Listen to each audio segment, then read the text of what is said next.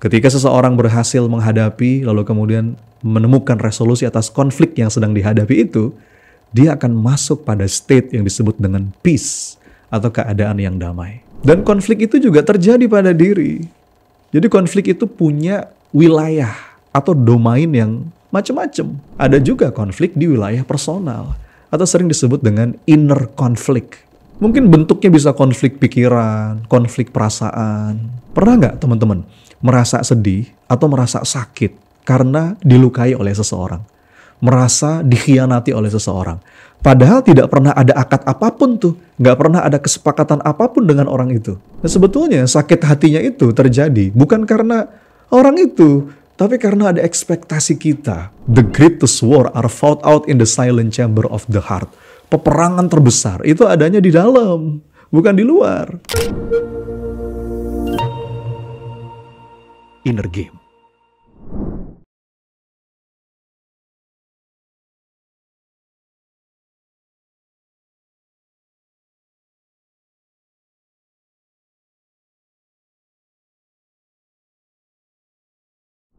Bismillahirrahmanirrahim. Assalamualaikum warahmatullahi wabarakatuh. Teman-teman sekalian, kali ini kita ketemu dalam video Inner Game Series. Dalam beberapa episode ke depan, kita akan coba mengupas satu tema tentang bagaimana kita bisa tenang di dunia yang sibuk. Dan bahasan kita kali ini diadaptasi dari buku karya Dr. Zain Permana yang ini menarik sekali untuk kita kupas. Tayangan ini hasil kolaborasi antara Inner Game dan Sintesa Wellness. Teman-teman sekalian, ketenangan adalah salah satu hal yang sering dibahas dalam psikologi, dibahas oleh para ulama, oleh para filosof, dan para ahli ini selalu tertarik untuk memahami lebih dalam tentang betapa pentingnya ketenangan bagi pikiran dan perasaan seseorang. Dan mereka melihat ketenangan sebagai kunci untuk bisa merasa baik secara menyeluruh atau holistik. Bagaimana sih ketenangan itu di kehidupan sehari-hari? Kita mungkin sering mendengar tentang ketenangan ketika meditasi mungkin, atau ketenangan saat beribadah. Tapi bagaimana caranya agar kita tetap merasa tenang di tengah-tengah kesibukan, atau mungkin di tengah masalah sehari-hari, bahkan tenang di tengah badai yang sedang kita hadapi? Apa itu sebetulnya ketenangan? Ada yang bilang ketenangan adalah tentang pikiran. Ada juga yang bilang ketenangan adalah tentang fokus pada pengendalian emosi atau stress management. Apa sih sebetulnya yang terjadi dalam pikiran kita saat kita merasakan ketenangan? Bagaimana otak kita bereaksi? Bagaimana perasaan kita saat merasa tenang? Gimana caranya kita bisa tenang dalam situasi yang sulit? Ada nggak sih teknik khusus yang bisa kita gunakan ketika kita merasa butuh ketenangan? Dan bagaimana ketenangan ini berhubungan dengan kesehatan fisik seseorang? Apakah orang yang lebih tenang itu juga lebih sehat fisiknya? Apakah ketenangan juga berpengaruh terhadap cara kita mengelola emosi dan hubungan dengan orang lain? Ini menarik untuk selalu kita kupas, teman-teman. Tema yang mudah-mudahan relate dengan kebutuhan kita hari ini. Secara umum, kebanyakan orang, kita pasti butuh tenang, baik itu secara langsung atau nggak langsung. Tapi banyak di antara kita yang masih belum sadar apa sih sebetulnya ketenangan? Bagaimana caranya untuk bisa tenang? Apakah tenang itu identik dengan sunyi, diam, tidak ada suara? Apakah seperti itu? Kan padahal nggak juga. Bahkan kita mungkin sering dengar ada sebuah peribahasa bilang begini, air yang tenang itu menunjukkan kedalaman. Artinya kan bukan berarti air itu diam dan nggak bergerak. Kita juga sering membaca, terutama kalau lagi sekolah ya, ada tulisan mohon tenang sedang ada ujian. Nah, tenang apa yang dimaksud? Nah, ini akan coba kita bahas teman-teman dalam beberapa episode ke depan insya Allah. Setidaknya kawan-kawan, ada 5 bentuk konsep ketenangan. Dan masing-masing itu punya konsekuensi yang berbeda dalam kehidupan. Apa saja itu? 5 bentuk ketenangan itu. Yang pertama ada yang disebut dengan peace. Yang kedua disebut dengan tranquility. Ada juga yang ketiga, calmness. Yang keempat, stillness. Dan yang kelima, serenity. Nah, masing-masing kata itu mendefinisikan ketenangan dengan situasi dan kondisi yang berbeda. Dan insya Allah beberapa episode ke depan kita akan bahas mendalam satu persatu. Siap ya? Bismillah. Yuk kita bahas dulu yang pertama tentang peace. atau kedamaian. Kita semua pasti pernah, bahkan sering mendengar kata peace. Dan peace itu lebih tepat diartikan sebagai kedamaian daripada ketenangan. Nah, ini menarik untuk dibahas. Karena ketenangan itu adalah state psikologis. Kata state itu berarti keadaan yang bisa saja berubah. State itu keadaan sementara yang tidak menetap. Dan ketenangan itu rupanya ada beberapa bentuk. Ada beberapa state. Salah satu bentuknya adalah peace, ketika seseorang merasakan kedamaian. Jadi kedamaian atau peace ini adalah salah satu bentuk dari ketenangan. Apa yang khas dari peace ini, dari kedamaian ini, dibandingkan beberapa kata tadi yang sudah saya sebutkan? Kondisi atau bentuk ketenangan dalam kedamaian, dalam peace, itu selalu khas dengan satu kata kunci, yaitu apa? Konflik atau resolusi konflik. Jadi kalau kita buka beberapa literatur, beberapa kajian tentang peace, itu pasti disandingkan dengan konflik. Pasti akan membahas terkait dengan konflik. Jadi kurang lebih gini teman-teman, definisi damai adalah ketenangan yang kita dapatkan setelah kita menghadapi dan meresolusi konflik. Ketika seseorang berhasil menghadapi, lalu kemudian menemukan resolusi atas konflik yang sedang dihadapi itu, dia akan masuk pada state yang disebut dengan peace, atau keadaan yang damai. Dan konflik itu juga terjadi pada diri. Jadi konflik itu punya wilayah atau domain yang macam-macam. Ada juga konflik di wilayah personal atau sering disebut dengan inner conflict. Nah, ini menariknya teman-teman. Banyak orang yang nggak tahu atau setidaknya nggak sadar bahwa dalam diri kita ini, kita tuh nggak betul-betul sendirian. Kata seorang pakar, diri kita adalah sebuah organisasi yang dinamis bahkan. Yang isi dalam diri ini saling berinteraksi secara khas. Artinya teman-teman, diri kita tuh begitu aktif, dinamis, ramai, riuh. Dan itu berinteraksi dengan intens satu sama lain. Bahkan dalam banyak kesempatan saya sering sampaikan, the greatest war are fought out in the silent chamber of the heart. Peperangan terbesar itu adanya di dalam, bukan di luar.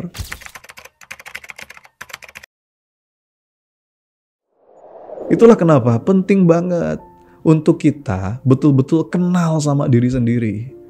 Betapa sebegitu berdinamikanya dan penuh gejolak. Dan itu di dalam diri. Nah, salah satu gejolaknya yang butuh kita sadari, butuh kita kenali, dan itu ada dalam kendali kita, berkaitan dengan konflik. Konflik seperti apa? Gini teman-teman, prinsip yang mendasari konsep ini adalah ketika ada perbedaan antara gambaran diri yang diharapkan atau ideal self, aku yang ideal, dengan gambaran diri yang sebenarnya, yang aktual. Ada ideal self, ada actual self.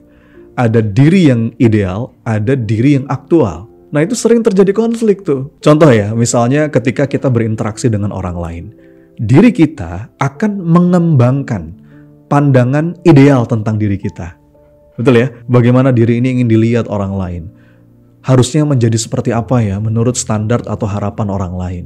Sedangkan di sisi lain, aku yang aktual atau actual self itu mencerminkan gambaran diri kita yang lebih realistis berdasarkan pengalaman dan pencapaian aktual diri kita dalam kehidupan sehari-hari. Nah, ini sering terjadi konflik teman-teman. Perbedaan antara ideal self dengan actual self ini bisa jadi sumber motivasi, bisa juga jadi sumber kecemasan. Tergantung sejauh mana nih kesenjangan antara kedua gambaran tadi. Maka ini penting, setiap kali kita berinteraksi dengan orang lain, diri kita nih setelah itu mestinya refleksi. Dan kita perlu belajar bagaimana cara ngobrol sama diri sendiri.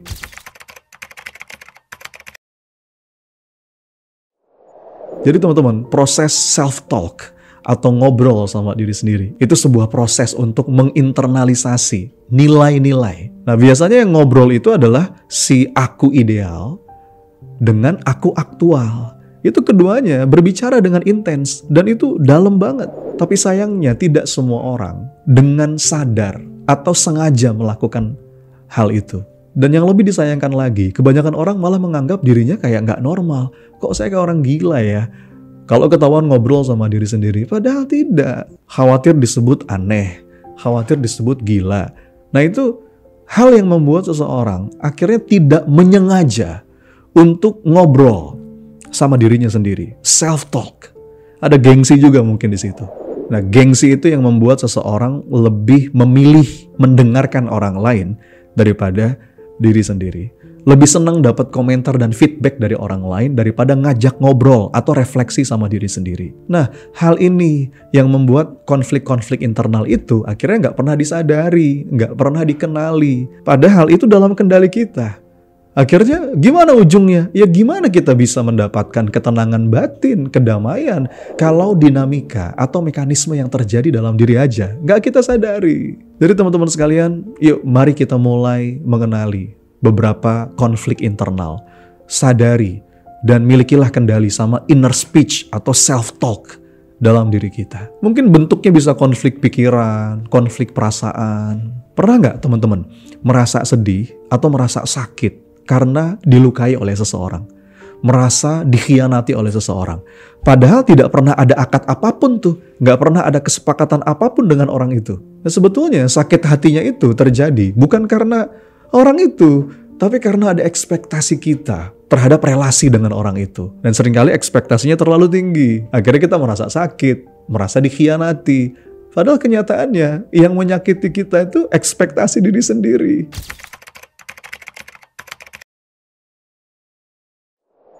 Istilahnya itu referred pain. Nah, ini akan terjadi pada seseorang ketika dia tidak menuntaskan atau mengatasi konflik pikiran dalam dirinya.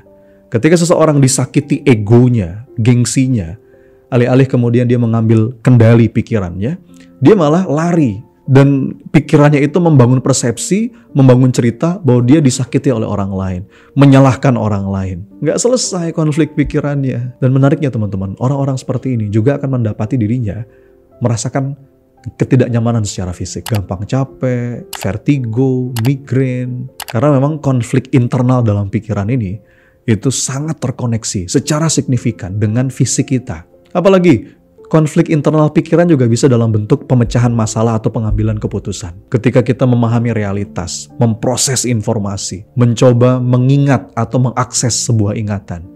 Itu kan semua melibatkan pikiran kita pada level konflik internal tuh. Betapa tidak sedikit konflik internal pikiran kita, apalagi di zaman yang penuh distraksi seperti ini, seringkali membuat kita kehilangan kedamaian.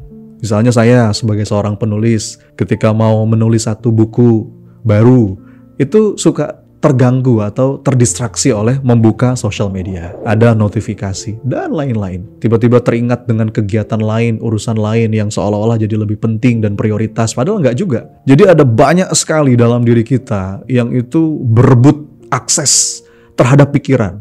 Dan itu contoh konflik internal dalam pikiran kita. Ada lagi konflik perasaan. Misalnya ini ya, kita lagi naik motor, tiba-tiba jalur kita diserobot, diambil orang. Respon alamiah kita pada saat itu apa? Mungkin berteriak. Mungkin beberapa di antara kita mengeluarkan kata-kata kasar, mengumpat. Tapi beberapa detik kemudian kita berhenti, kita sadar, kita istighfar gitu kan. Astagfirullah. Dan kita malu atas apa yang dilakukan. Nah, itu contoh konflik internal di level perasaan. Mungkin ada respon alamiah yang tidak bisa kita kendalikan. Padahal kita bisa loh merespon itu dengan cara yang lebih baik dan lebih elegan. Kemudian apalagi contohnya? Misal kita sedang ada di sebuah rapat penting di kantor. Lalu ada seorang rekan kerja yang mengkritik ide kita yang kita sampaikan di hadapan semua orang. Apa respon alamiah yang mungkin muncul? Wah, kita merasa tersinggung, kita marah, atau kita ingin membela diri, menyerang balik. Tapi setelah rapat selesai, kita suka merasa malu gak sih? Dan bahkan kita merasa menyesal. Karena, tadi respon yang diberikan itu gak tepat. Itu malah akan memperburuk suasana. Nah, itu konflik perasaan tuh.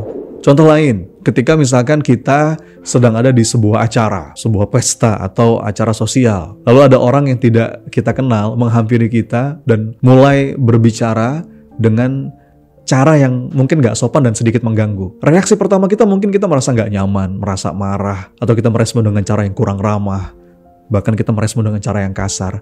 Tapi setelah kita merenung, kita mungkin merasa, seharusnya saya bisa merespon dengan lebih tenang, lebih sopan. Jadi situasinya gak canggung, atau malah jadi bermusuhan. Nah, itu contoh konflik perasaan tuh teman-teman. Dalam hubungan keluarga misalnya, ada seorang anak remaja, pulang larut malam, gak ngasih kabar orang tuanya. Nah, itu orang tuanya bisa merespon dengan marah, memberikan hukuman, tapi kemudian merasa bersalah karena tidak melakukan pendekatan yang lebih tenang, lebih komunikatif, pendekatan yang lebih bijaksana, menciptakan dialog yang lebih baik dengan anak. Dalam persahabatan misalnya, konflik perasaan juga sering terjadi. Ada salah satu teman merasa dilupakan, merasa nggak dihargai. Dia lagi ulang tahun, ya, lupa diucapkan. Lalu orang itu merasa sedih, merasa kecewa, dan merespon dengan cara yang dingin, menjauh. Tapi beberapa waktu kemudian merasa bersalah, menyadari kesalahan. Oh, harusnya saya bisa merespon dengan lebih baik sejak awal. Apalagi konflik perasaan juga bisa terjadi dalam situasi yang lebih intens. Misalnya ketika kehilangan seseorang yang dicintai, ketika menerima kabar buruk tentang wafatnya orang terdekat. Itu respon awalnya bisa sangat beragam. Ada kaget, ada marah, ada denial, ada penolakan. Dalam waktu yang singkat mungkin merasakan perasaan yang campur aduk, bingung, merasa bersalah, dan lain sebagainya. Apalagi contohnya, ada seseorang yang bekerja di sebuah perusahaan lalu ditawari promosi besar di tempat kerjanya, tapi ternyata pekerjaan itu mengharuskan pindah ke kota lain, meninggalkan keluarga dan teman-temannya. Wah, itu campur aduk tuh, konflik tuh. Ada perasaan senang, ada perasaan bangga, tapi bercampur dengan rasa takut, rasa bersalah lagi.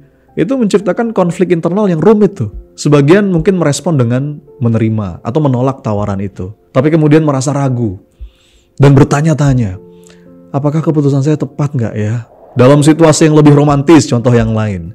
Ketika salah satu pasangan ingin membawa hubungan ke tingkat yang lebih serius. Sementara satunya lagi merasa belum siap. Itu konflik perasaan. Mungkin ada rasa senang ketika pasangannya melamar, tapi juga ada rasa ragu, ada rasa takut atas perubahan yang akan datang. Perasaan cinta dan komitmen itu berbenturan dengan ketakutan dan keraguan. Dan itu menciptakan konflik internal yang kompleks. Konflik perasaan juga bisa muncul dalam situasi profesional. Misalnya ketika seorang karyawan dapat pujian atas pekerjaannya. Sementara rekan kerjanya yang lain merasa iri. Karyawan tersebut mungkin merasa senang, merasa bangga, tapi juga merasa bersalah karena telah mengganggu hubungan baik dengan rekan kerjanya. Mereka mungkin merespon dengan coba menenangkan situasi, tapi tetap merasa nggak nyaman dan perasaannya campur aduk. Ada lagi contoh konflik perasaan dalam situasi yang melibatkan pengambilan resiko. Misalnya seseorang yang memutuskan untuk memulai bisnis baru. Mungkin dia merasa bersemangat, optimis, tapi juga ada rasa takut, ada kemungkinan gagal. Nah, ini perasaan ini bisa saling bertentangan. Dan itu menciptakan kebingungan. Apa yang harus mereka lakukan? Lanjut atau menarik diri? Nah, mengatasi konflik ini, itu perlu keseimbangan antara keberanian dan kehati-hatian. Juga keyakinan pada kemampuan diri. Poinnya apa? Dalam semua contoh ini, kita bisa melihat bahwa konflik perasaan adalah bagian yang tidak terhindarkan dari pengalaman hidup manusia.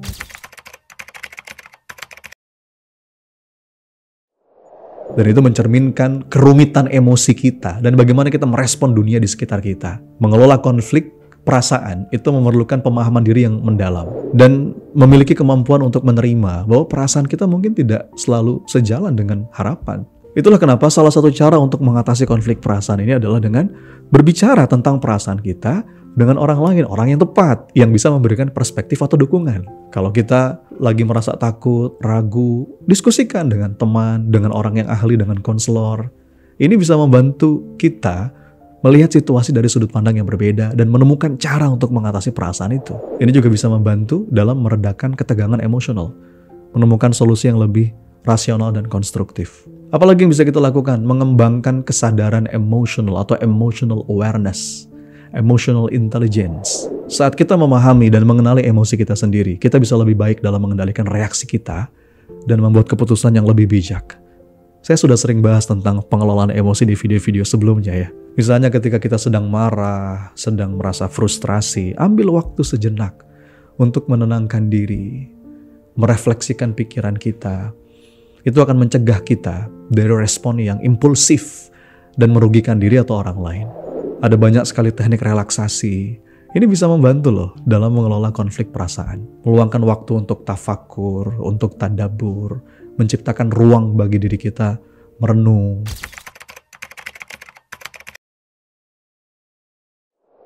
Memahami apa yang sedang kita rasa. Ada juga teknik pernapasan atau mungkin berjalan-jalan di alam.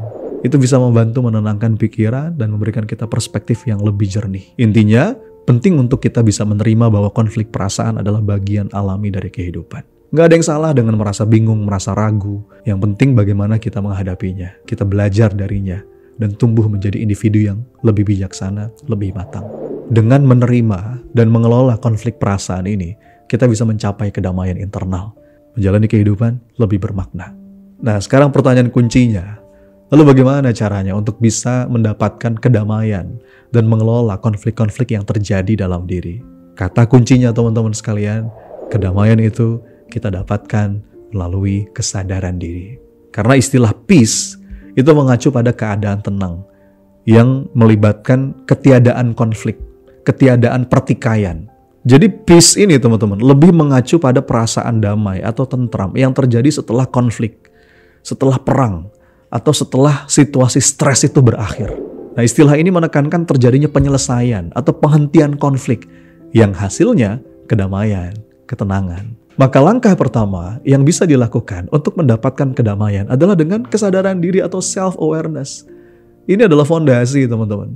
Kesadaran diri ini melibatkan pemahaman mendalam tentang pikiran, perasaan, kekuatan, kelemahan diri. Jadi lewat self-awareness ini, kita bisa mengenali siapa diri kita yang sebenarnya. Kita memahami bagaimana kita berinteraksi dengan dunia dan sekitar kita. Nah teman-teman sekalian, ada tabel yang saya tampilkan di layar. Silakan isi tabel itu dengan jujur dan reflektif. Luangkan waktu untuk benar-benar merenungkan setiap pertanyaan dan bagaimana perasaan Anda terhadap jawabannya. Proses ini bisa membantu kita untuk lebih memahami diri sendiri dan membantu kita menemukan cara mencapai kedamaian dalam hidup. Apa saja pertanyaan yang bisa kita jadikan bahan untuk refleksi diri? Yang pertama, apa yang seringkali membuat kita merasa gelisah atau nggak puas? Jawab pelan-pelan. Apakah ada perbedaan antara apa yang kamu inginkan dan apa yang kamu lakukan? Bagaimana perasaanmu ketika tidak bisa memenuhi harapan orang lain?